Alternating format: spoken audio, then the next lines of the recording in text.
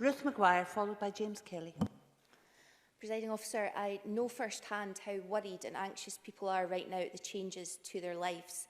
I have lost a friend to this virus. I'm acutely aware of the seriousness of what our communities are facing. We're in the midst of a national emergency. Stringent steps are required to suppress the spread of the virus to save lives. Public bodies across the UK must have the tools and powers they need to carry out an effective response to save lives. Across this chamber, I think we all understand that this bill cannot be scrutinised in the way that we would all normally demand. It's a huge transfer of power to Scottish ministers and through them to local authorities. And it's clear that the effect of some of these powers is to temporarily overturn and or bypass some of the human rights protections established in law by the Scottish and UK parliaments. This is legitimate in response to the emergency we're facing. That said, I'm mindful that the legal test for derogation from human rights standards is rightly high, and that most importantly, hard-won human rights protections are both most vital and most at risk at times of emergency and crisis. Extraordinary powers must come with proper limits. Regular renewal is essential, and the burden of justifying restrictions must lie with government and be open to proper, timely scrutiny and challenge from existing bodies out with the Parliament and, of course, from the Parliament itself. In giving over extraordinary powers to government, our first question should be how we take them back.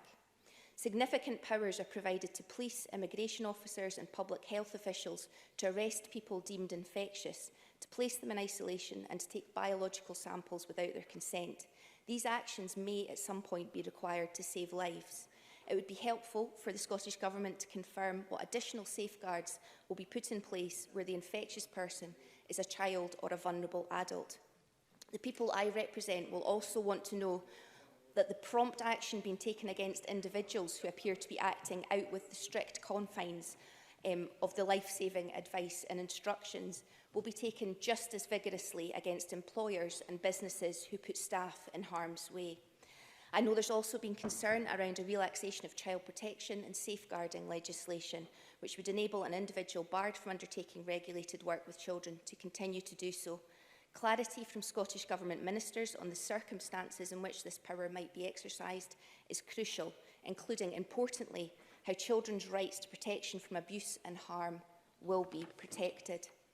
I would also seek assurance from ministers on how we ensure the protection of those whose rights are most at risk, with the suspension of legal duties to assess the needs of children with additional support needs, disability, care-experienced children or young carers.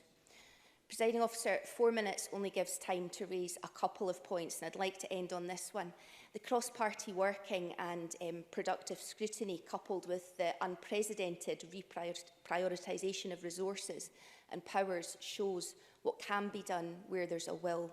Once we get through this crisis, let's demand that of ourselves again in tackling poverty, addiction and inequality, the other things that threaten the lives of the citizens we represent.